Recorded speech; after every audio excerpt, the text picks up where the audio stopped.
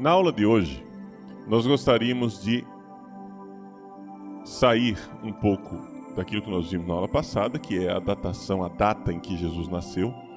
Na aula passada nós descobrimos que Jesus nasceu antes de Cristo, né?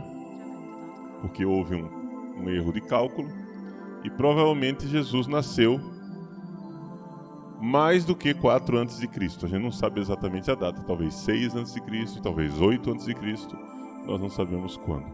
Então Jesus é mais velho do que Jesus, né? Ou seja, o ano 2000 não foi o ano 2000 do nascimento de Cristo. Mas como nós não sabemos a data, a gente continua com o calendário que nós temos. Foi feito o cálculo por Dionísio, o pequeno monge de Constantinopla. Muito bem.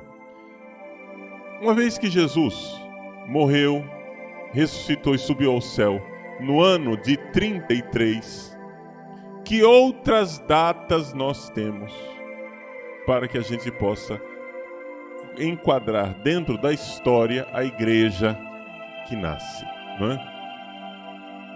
A primeira coisa, o nosso olhar se volta então para o Novo Testamento. Qual é o escrito mais antigo do Novo Testamento? Qual foi a carta? Qual foi o Evangelho? Qual foi os Atos Apóstolos? O que é o mais antigo no Novo Testamento? Se vocês forem ver, fazer um estudo científico, vocês irão ver que das cartas de São Paulo, a mais antiga é a carta de São Paulo aos Tessalonicenses. A primeira carta de São Paulo aos Tessalonicenses. Então vocês anotem aí, porque isso é importante. A primeira carta de São Paulo aos Tessalonicenses é o escrito mais antigo do Novo Testamento. Se nós descobrirmos a data em que ela foi escrita, nós então teremos um marco com certeza absoluta de quando é que o escrito mais antigo do Novo Testamento foi redigido. Ok? Então a primeira carta de São Paulo aos Tessalonicenses é mais antiga do que os evangelhos, hein? Não se iludam com a ordem que vocês encontram aí na Bíblia. Na Bíblia você abre o Novo Testamento, qual é o primeiro escrito? Mateus, depois Marcos, Lucas, João, Atos dos Apóstolos, cartas de São Paulo aos Romanos, e vai embora. Quer dizer, tem uma ordem, que é a ordem tradicional, mas essa ordem não é uma ordem cronológica. Não quer dizer que São Mateus foi escrito primeiro. Provavelmente São Marcos foi o primeiro evangelho escrito. Né? E foi escrito depois que todas as cartas de São Paulo já estavam escritas. Os evangelhos foram escritos quando São Paulo já tinha até morrido já. São Paulo morreu e não tinha nenhum evangelho escrito ainda. Provavelmente, né? Isso aqui nós estamos no campo das probabilidades.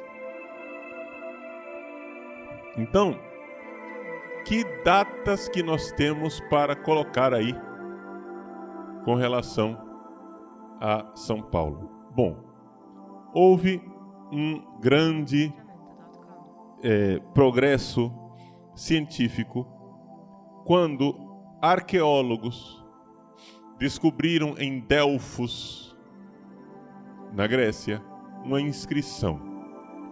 Nessa lápide de mármore estava escrito que um sujeito chamado Galião foi procônsul da Acaia nos anos de 51 e 52. Por que é que esse achado arqueológico é importante? Porque, se nós formos olhar nos Atos dos Apóstolos, capítulo 18, versículo 12, nós vamos ver que São Paulo foi julgado por esse sujeito, por esse Galião.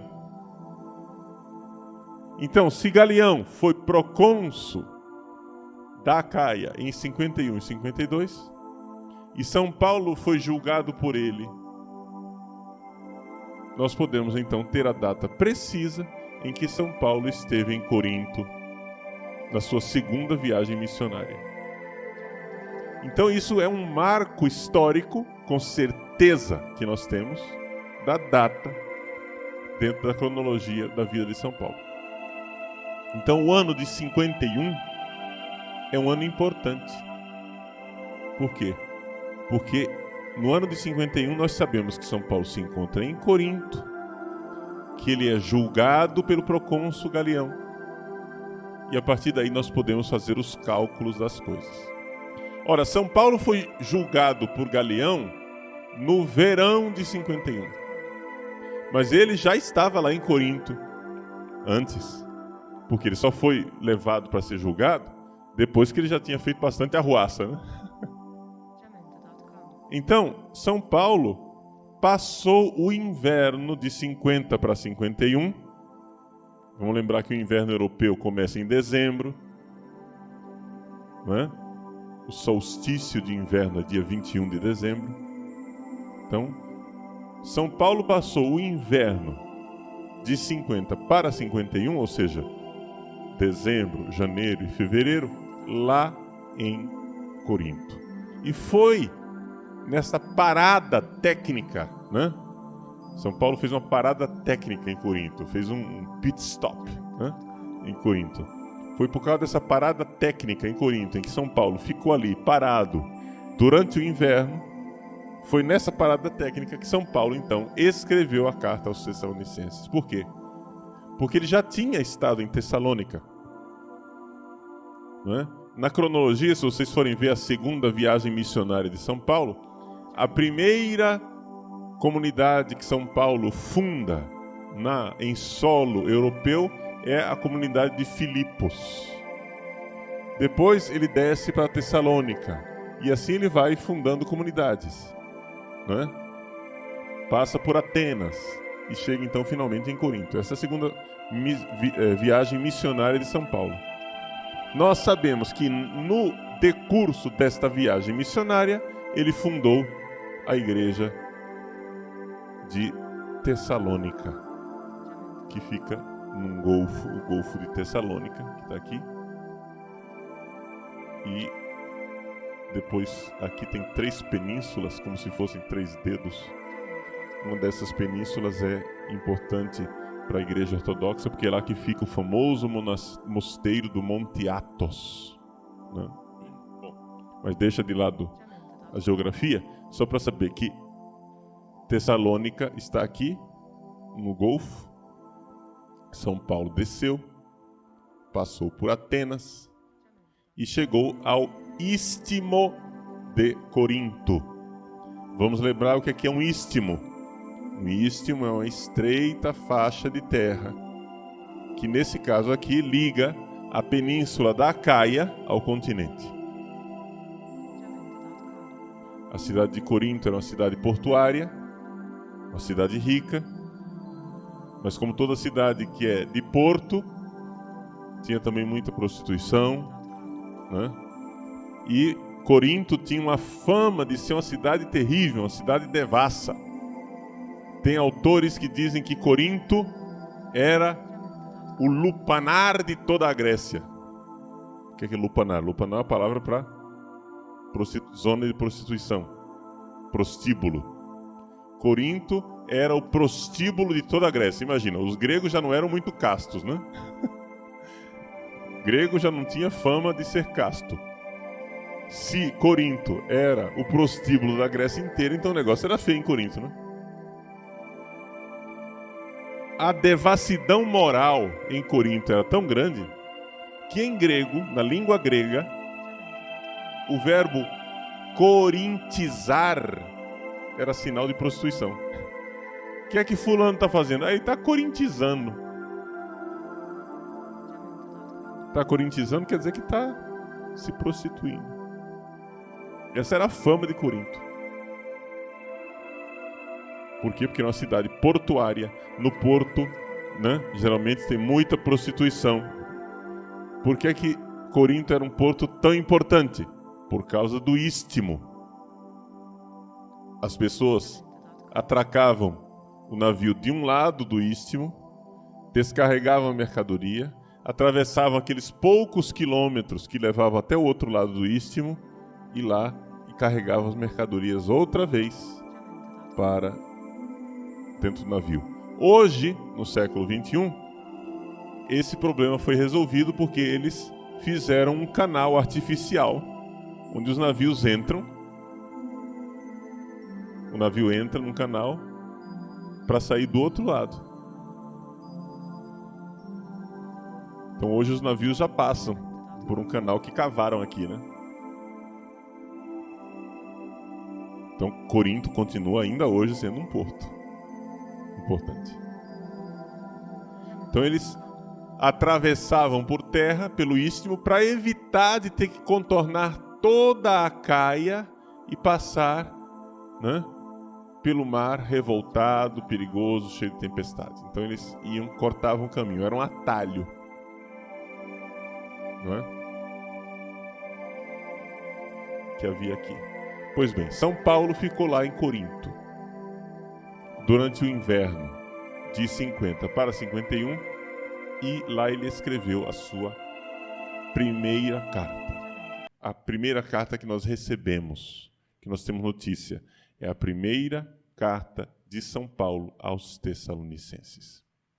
Então, por causa da estadia de Paulo em Corinto, pelo fato de ele ter sido julgado por Galião em 51, no verão de 51, é que nós podemos então calcular e ter certeza que a primeira carta de São Paulo aos Tessalonicenses foi escrita no inverno de 50 para 51. E isso é um marco, é uma data importante. Por quê? Porque os outros escritos do Novo Testamento, a gente, quando calcula a data em que eles foram escritos, tem que calcular assim por estimativa. Talvez por volta de tal ano. Mas, por causa dessa descoberta arqueológica da inscrição de Delfos, a gente pode calcular a data em que a primeira carta de São Paulo foi escrita. Então vejam só que isso para nós é importante, para nós sabermos uma coisa: a igreja não nasceu com o Novo Testamento escrito. A igreja não nasceu com a Bíblia escrita. A Bíblia nasceu da igreja. Existiu primeiro a igreja. Primeiro teve a pregação dos apóstolos. Primeiro teve a pregação em que as pessoas foram contando a vida de Jesus. Foram pregando a vida de Jesus.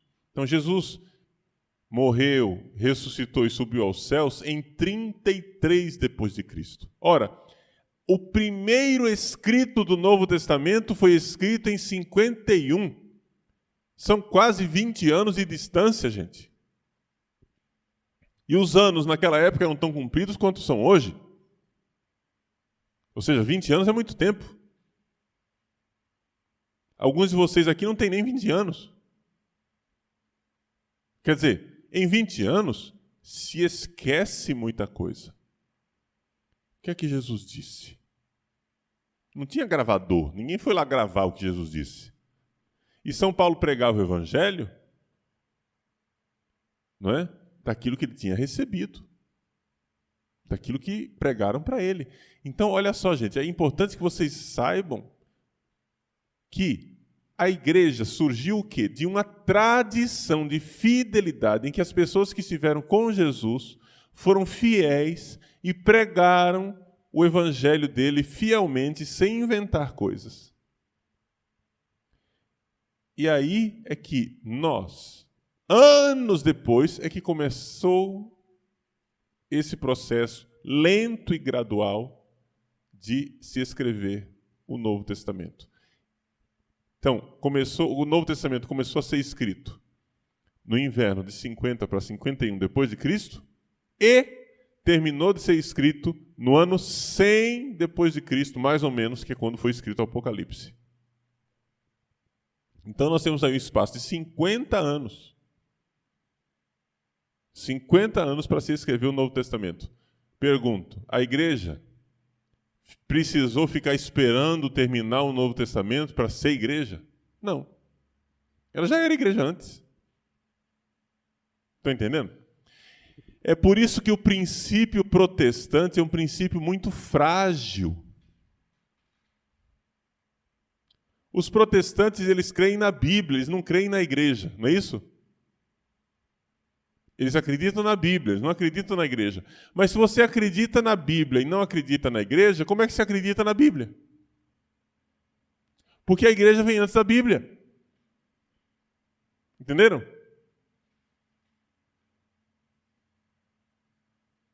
E, não somente isso, vocês vejam, levou o quê? 50 anos para escrever a Bíblia. O Novo Testamento aqui que eu estou falando, né? O Antigo Testamento, tudo bem, o Antigo Testamento já estava escrito. Mas não é o Antigo Testamento que é o centro da nossa fé. O centro da nossa fé está no Novo. Não é verdade? Então, olha só. Nós temos a data do primeiro escrito, que é a primeira Tessalonicenses, 50, 51 depois de Cristo. Nós temos mais ou menos a data do último escrito, que foi o Apocalipse, que foi por volta do ano 100. Levou 50 anos para escrever a Bíblia. Mesmo assim, a Bíblia não estava pronta no ano 100. Sabe por quê? Porque ainda precisava passar por todo o processo para saber qual dos livros que tinham sido escritos eram Bíblia e qual livro não era Bíblia. Ou vocês acham que São Paulo escreveu a carta aos Tessalonicenses sabendo que ele estava escrevendo a Bíblia? Não, gente. São Paulo escreveu um livro, uma carta, para resolver um problema. Depois a igreja que disse, olha gente, isso é palavra de Deus. Mas levou tempo. Então, para a gente ter a lista dos 27 livros do Novo Testamento, gente, levou quase todo o segundo século de briga, de discussão. Então, para a gente ter o Novo Testamento, nós levamos o quê? 200 anos. A igreja precisou esperar 200 anos para ser igreja? Não. Então é por isso que nós católicos cremos primeiro na igreja e só depois na Bíblia. Pode parecer escandaloso, mas é exatamente isso que está no nosso catecismo. Se vocês abrirem o catecismo no número 119, vocês vão encontrar uma frase de Santo Agostinho que é capaz de escandalizar qualquer evangélico. Qualquer evangélico que ouvir essa frase vai pegar e rasgar as vestes de escandalizado. Mas é a fé da Igreja Católica. Santo Agostinho diz assim, vou ler primeiro em latim, depois em português. Ego vero evangelio non crederem, nisi me, catholice ecclesiae commoveret auctoritas. Ele diz, eu não creria no evangelho se a isto não me levasse a autoridade da Igreja Católica. Santo Agostinho, senhoras e irmãzinhas agostinianas, é o santo de vocês. Eu não creria no evangelho se a igreja não me mandasse crer. Santo Agostinho está dizendo aqui, e isso é a fé católica, que nós cremos primeiro na igreja e depois no evangelho. Depois, o evangelho aqui que ele está dizendo é o livro, entendeu? O livro, esses livros que estão aí. Esse livro que está aí, ele tem autoridade para nós porque a igreja o acolheu. Mas nós, antes de crermos nos 27 livros do Novo Testamento, nós temos que crer na igreja. E se você parar para pensar, não tem alternativa, gente. É isso mesmo. Não tem como fugir disso. Porque vamos fazer um resumo histórico aqui. Vamos ver. Vamos retomar tudo aquilo que eu disse. Que nós vimos até agora de linha histórica. Começando lá atrás. Que datas que nós temos mais ou menos certeza? Nós temos certeza mais ou menos da data em que Jesus morreu, ressuscitou e subiu aos céus, que é 33 depois de Cristo. Se discute essa data também, tá? Pode ser que seja no ano 30 depois de Cristo. Então nós não sabemos exatamente. Bom, 33. Nós sabemos que mais ou menos 20 anos depois, porque o 33 é inseguro, mas nós sabemos que no ano 50 foi escrita a carta de São Paulo aos Tessalonicenses. Esse é o primeiro escrito do Novo Testamento. 1 Tessalonicenses. Mais ou menos por volta do ano de 70, foram escritos os primeiros evangelhos. Evangelho de Marcos, Mateus e Lucas. E lá por volta do ano 100, foram escritos o Evangelho de São João, o Apocalipse, etc. Ora, nós temos o que aqui? Nós temos um arco de 50 anos para que fossem escritos os livros do Novo Testamento. Agora pensa bem. Jesus pregou o Evangelho por volta do ano 30. E o Evangelho foi escrito por volta do ano 70. Quantos anos de diferença tem isso, gente? São 40 anos de distância. Ou você acredita que o Espírito Santo está lá dando assistência para esse cara que está escrevendo, ou então você perdeu Jesus, acabou. Está entendendo? Se você não crê na igreja, se você não crê que a igreja tem uma assistência do Espírito Santo, como é que você vai acreditar em Jesus? Explica para mim. Estão entendendo?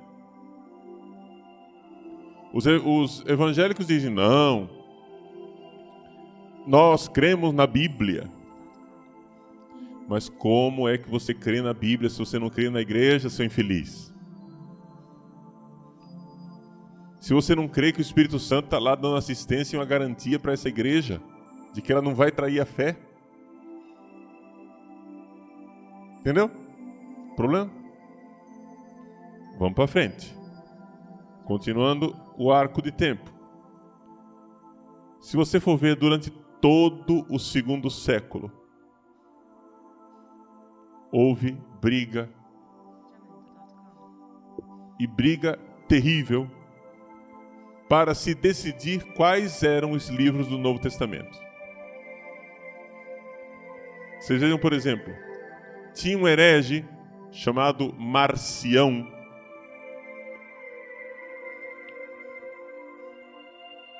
que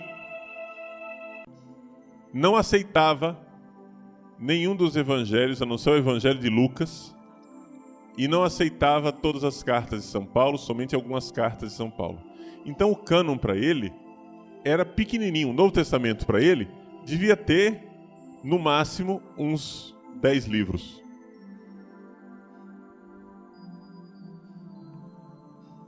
Enquanto, do outro lado, tinha seitas gnósticas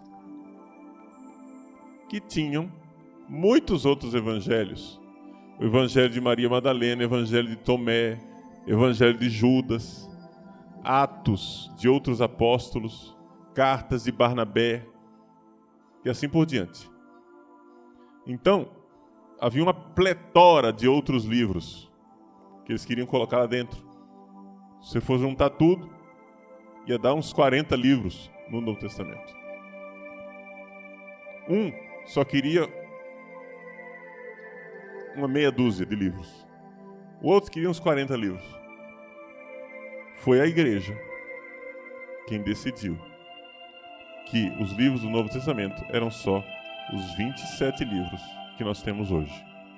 E eu gostaria, porque não é que seja supérfluo recordar uma coisa que todo mundo sabe, mas que alguns podem se equivocar, gostaria de lembrar que esses 27 livros do Novo Testamento são os mesmos 27 livros que são aceitos pelos protestantes. Porque não tem diferença o Novo Testamento. A diferença está no Antigo. A nossa Bíblia para a Bíblia deles é diferente no Antigo Testamento, mas o Novo é igual.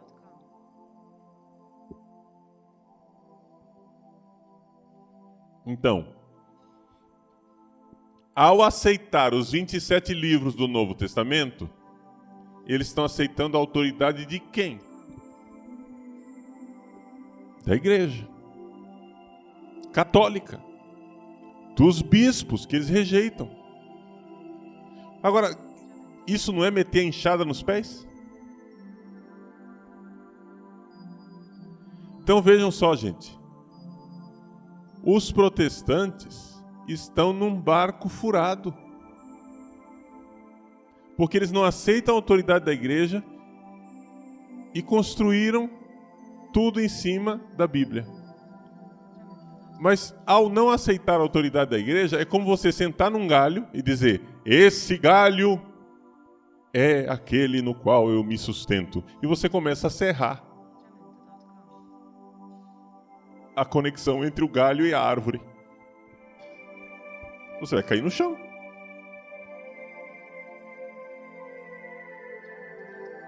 Você está metendo a enxada nos pés.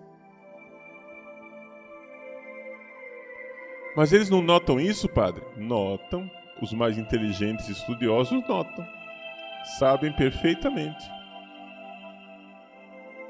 E é por isso que os protestantes mais estudiosos estão deixando de crer até mesmo na Bíblia. Porque ao invés de dar o braço a torcer e crer na igreja, o que é que eles fazem? Começam a duvidar da Bíblia. Aí começam a dizer: será que isso daqui é verdade? Ah, não, isso daqui foi um acréscimo. Aí vai tirando os pedaços da Bíblia, vai dizendo: isso foi invenção, isso não existiu, isso foi invenção, isso não existiu, daqui a pouco eles estão sem Bíblia.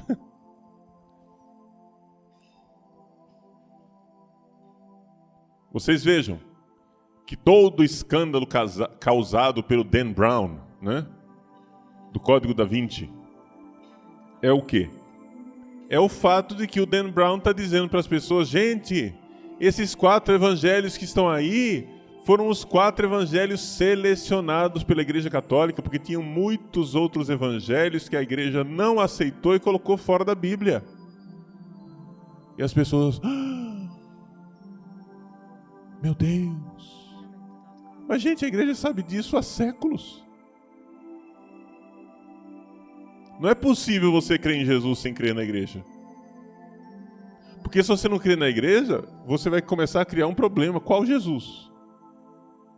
Qual dos tantos Jesuses é que eu vou crer? O do Evangelho de Maria Madalena? O do Evangelho de Judas? O dos Evangelhos carpocracianos? Que Jesus é esse que eu vou ler? Ou eu vou ler os 4 Evangelhos canônicos colocados pela igreja? Entenderam?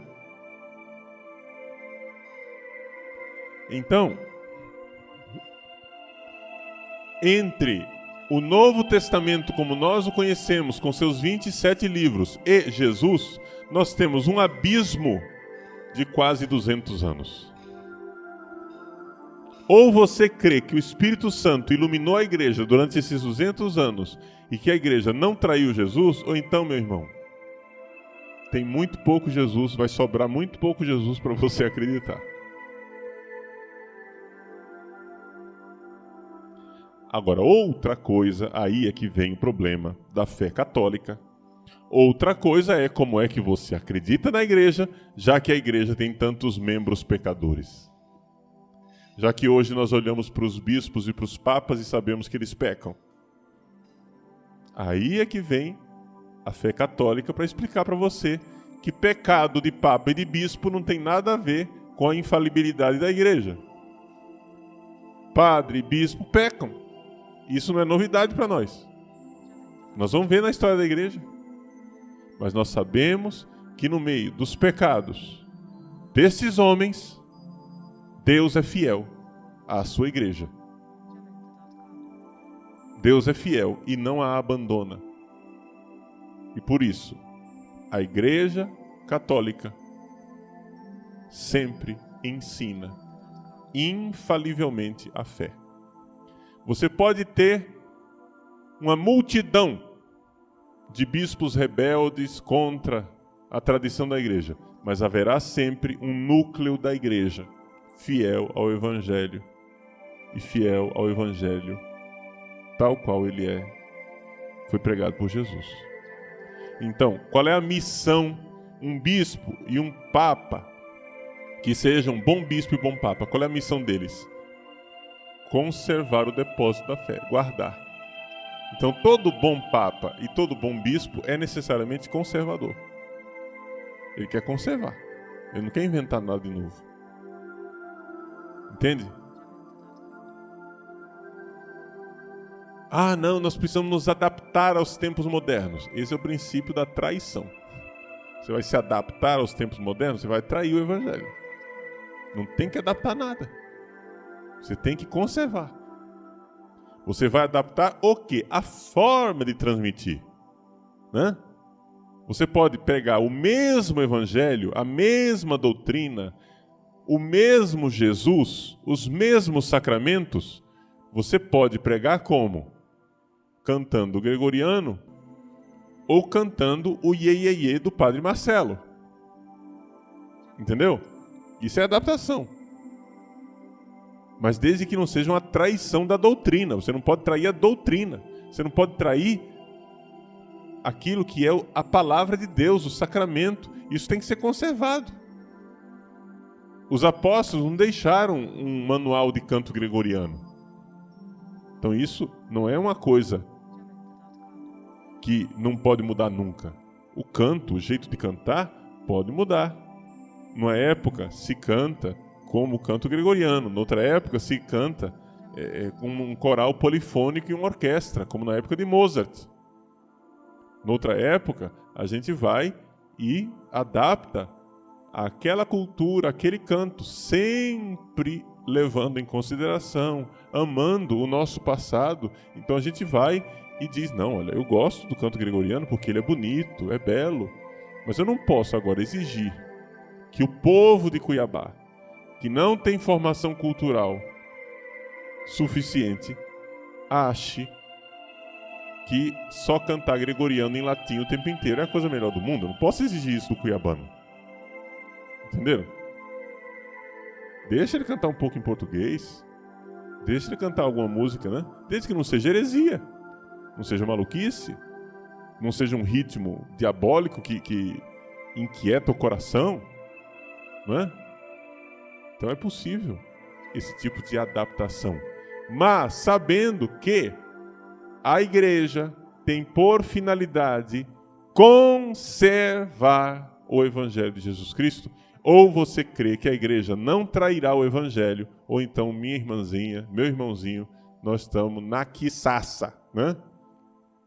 Nós estamos no mato, no brejo, no pior lugar que você quiser.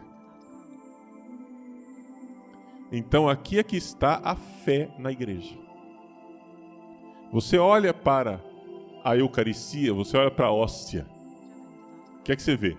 Você vê um pão frágil, que pode até mofar, se a gente não cuidar, né? Pode acontecer com a umidade excessiva, que mofe a hóstia. Mas você crê que Jesus está lá. Apesar daquele mofo. Você olha para a igreja, o que é que você vê na igreja quando você abre os olhos? Você vê os pecados do Padre Paulo, os pecados do seu bispo, os pecados dos papas. Mas você crê que a igreja está sendo assistida? No meio dessa tempestade, Jesus não vai deixar afundar o barco da igreja. Ou a gente crê, ou então nós estamos perdidos. Então, a frase de Santo Agostinho é fundamental. Eu não creria no Evangelho se a isso não me comandasse a autoridade da Igreja Católica. Eu creio primeiro na igreja e depois nos livros da Bíblia. Porque não tem Bíblia sem igreja. Mas houve um tempo em que havia igreja sem Bíblia. Sem Novo Testamento, pelo menos. Está entendendo? Então, nós então começamos aqui todo um processo, né, de compreendermos como é que começa a história da igreja, como é que se dá a história da igreja e como é que nós vamos ligar isto que a igreja é hoje com Jesus. Estudar a história da igreja é importante porque quando a gente estuda a história da igreja, nós começamos a ter um lastro espiritual para enfrentar os problemas atuais. Se a gente não estuda a história da igreja, a gente acha que as coisas são sempre simples, sem problemas, sem debate, sem discussões. Não. Quando a gente vê, por exemplo, que São Pedro e São Paulo e São Tiago discutiram no Concílio de Jerusalém, que eles brigaram, né, e chegaram num acordo. Quando a gente vê as discussões dos hereges querendo tirar livros ou colocar livros no Novo Testamento, quando a gente vê a história das heresias e toda a confusão, a gente vê como, no meio das crises e das confusões, Deus nunca abandonou a igreja. As pessoas que vivem a história naquele momento podem ficar com vertigem, podem ficar dizendo, meu Deus, o que será de nós, o que será de nós? Mas nós, que olhamos para a história, sabemos que Deus não nos abandonou. Entenderam? Nós vamos, por exemplo, estudar a época da crise ariana. Quando nós estudarmos a crise ariana, nós iremos ver que foi uma coisa terrível, que a igreja quase acabou. Já houve crise maior do que essa que nós vivemos hoje. Com o arianismo, a igreja quase acabou. Virou tudo heresia. Só havia no Oriente Santo Atanásio, que manteve a fé, e alguns poucos bispos fiéis, os 3 capadócios lá na Capadócia, etc. Mas o resto dos bispos, todos viraram herege. No Ocidente, o pessoal continuou sendo católico, mas os bispos do Ocidente eram poucos. Tinha o Papa e alguns poucos bispos no Ocidente. A maioria dos bispos eram do Oriente e todo mundo virou a casaca. Como diz São Jerônimo, né? São Jerônimo disse assim, escreveu uma carta uma vez dizendo assim, do dia para a noite o mundo acordou e se surpreendeu de ver que era ariano. Entendeu? Você acorda assim e vê que está todo mundo ariano. Todo mundo herege. Do dia para a noite. Hoje, nós vivemos uma crise dentro da igreja? Vivemos. Já tivemos crises maiores? Já. E a igreja morreu? Não, Deus ficou do nosso lado. Mas olha só, Santo Atanásio teve que suportar 7 ou 8 exílios. Pancadaria, briga, confusão. Hoje, nós damos graças a Deus que ele foi firme na fé. Mas quem vive a coisa no momento fica com vertigem. Meu Deus, vai acabar tudo. O mundo vai acabar, o mundo vai cair na nossa cabeça. Então, vejam como faz um bem enorme espiritualmente a gente estudar a história da igreja. Porque as crises atuais ficam pequenas diante das grandes crises que a igreja teve que enfrentar.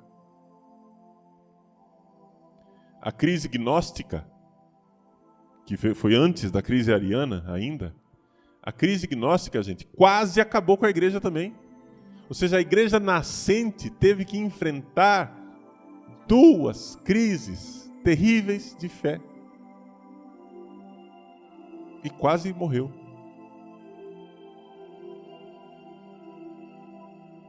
Mas Deus estava lá. Então, se nós continuamos firmes, se nós continuamos na fé, se nós cremos e continuamos firmes na mesma igreja de Cristo, essa crise que nós estamos vivendo hoje também passará. ou seja, essa nuvem vai passar e o sol vai brilhar.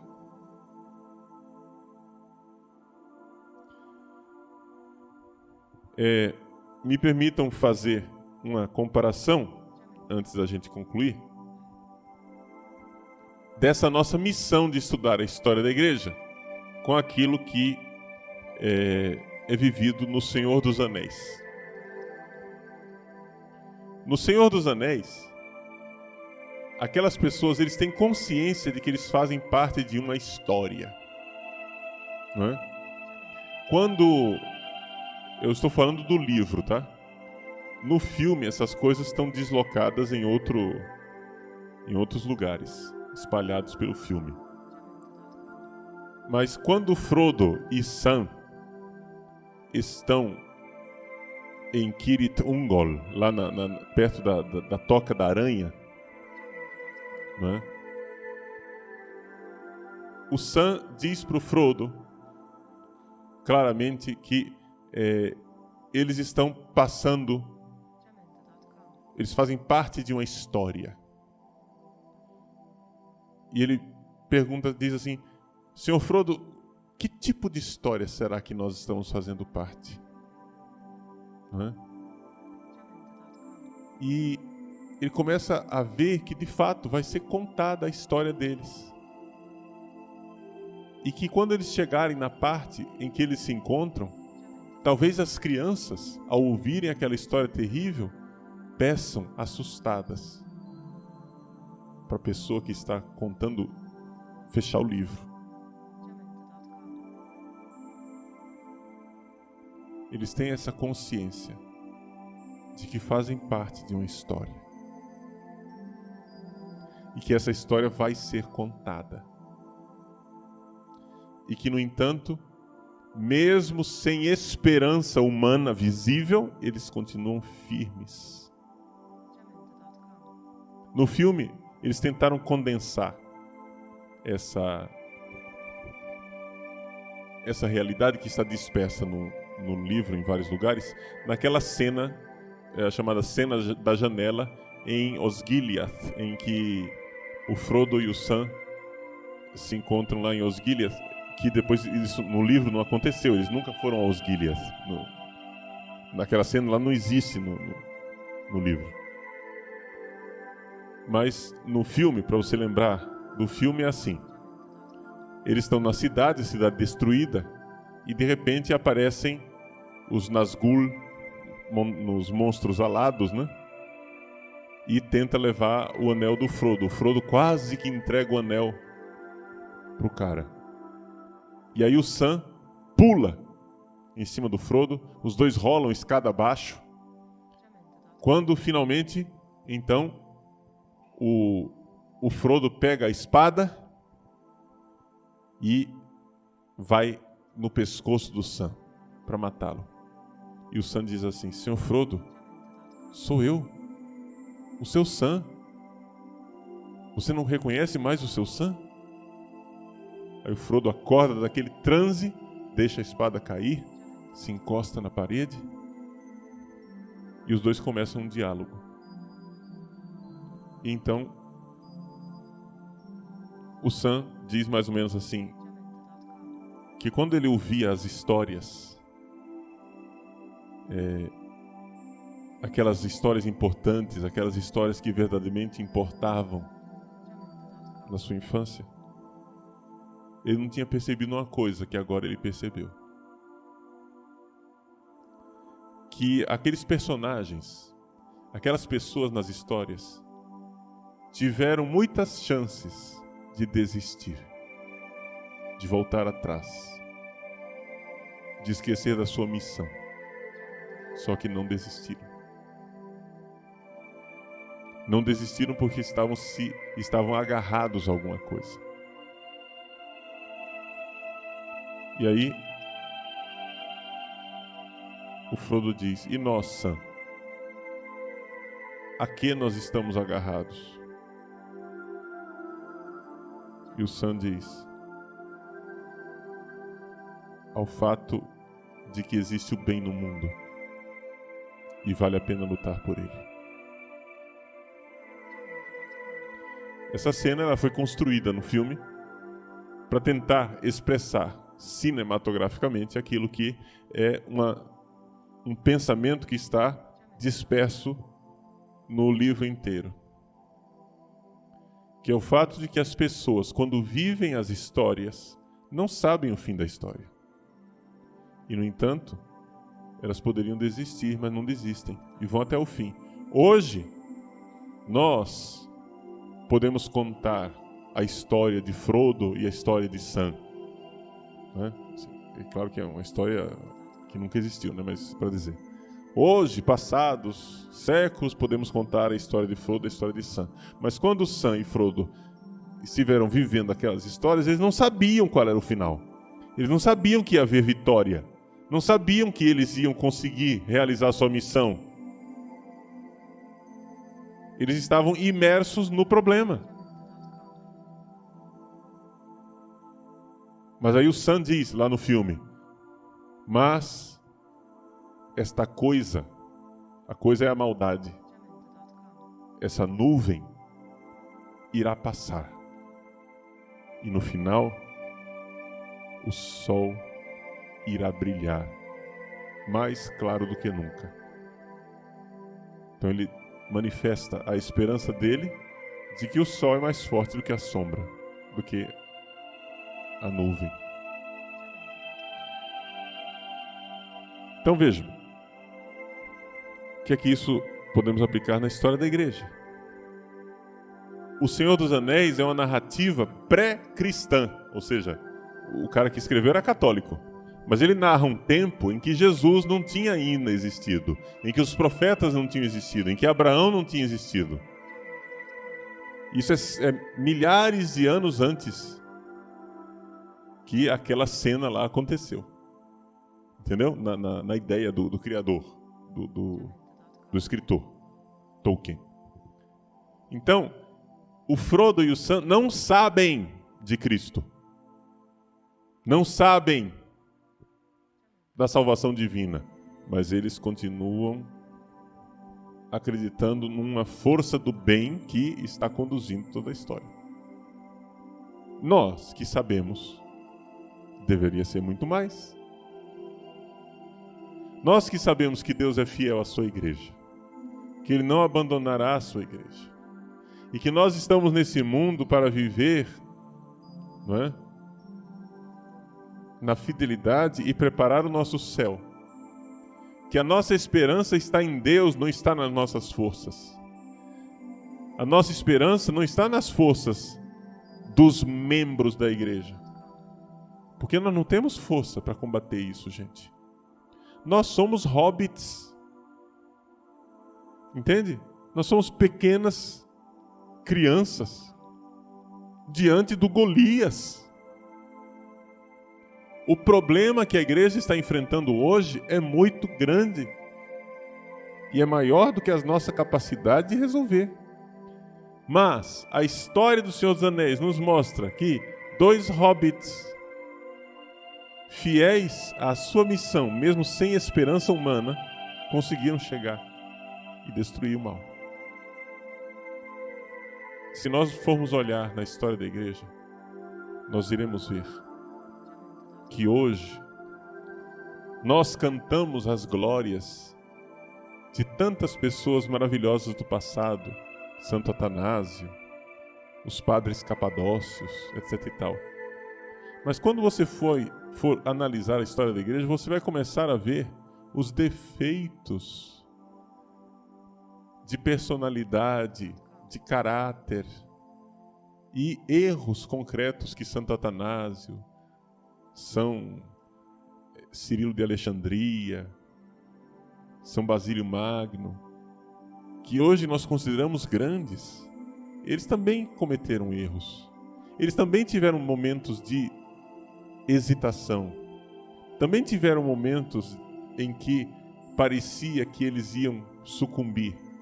Também eles eram hobbits. Hoje nós os consideramos grandes, né? Samwise, o grande, Frodo, o herói. Mas quando eles viveram essas coisas, eles eram pequenos hobbits. Os santos também são assim. No seu dia a dia, os santos não foram reconhecidos como santos. Foram questionados, foram perseguidos, foram maltratados. Você pega a história da madre fundadora de vocês. Ela não foi aplaudida, né? Muito pelo contrário. Você pega a história de Santa Teresinha. Quando um padre foi visitar o Carmelo de Lisieux, ele disse para a Madre Maria Gonzaga, que foi priora na época de Santa Teresinha: Madre, essa irmã precisa ser canonizada. A Madre Maria Gonzaga, que viveu com Teresinha e foi superior a dela, deu uma gargalhada e disse: se for assim, todas as carmelitas precisam ser canonizadas. Porque Teresinha não tinha nada de especial.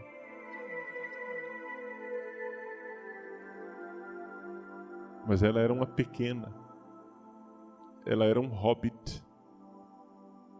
Porque existe uma força maior que guia. Então não fiquemos aqui pensando que nós vamos na história da igreja, nesse curso de história da igreja, cantar as glórias, feitos heróicos de gente de uma estatura muito maior do que a nossa. Não. Nós vamos cantar as glórias e os feitos heróicos que pessoas pequenas e medíocres como nós fizeram, assistidas pela graça de Deus. O que há de grande neles é uma presença invisível. Então, nós sabemos que nós somos parte de uma história que é muito maior do que nós. No livro Senhor dos Anéis, antes da grande batalha nos campos de Pelennor, ali na frente de Minas Tirith, um dos personagens diz assim: façamos atos heróicos, dignos de serem contados de geração em geração, mesmo que não sobreviva ninguém para contá-los. Mesmo que ninguém saiba o que você fez. Mesmo que ninguém sobreviva para contar o seu heroísmo. Faça. Seja fiel heroicamente. Porque é isso que fez a igreja durante os séculos. Pequenos homens e mulheres assistidos pela graça muito maior do que nós. Nós damos conta disso? É evidente que não damos conta. É evidente que nós não somos nada. É evidente que nós somos um bando de gente que não está à altura. Nós somos Davi diante de um Golias. Mas Deus há de nos assistir. E Ele está conosco sempre.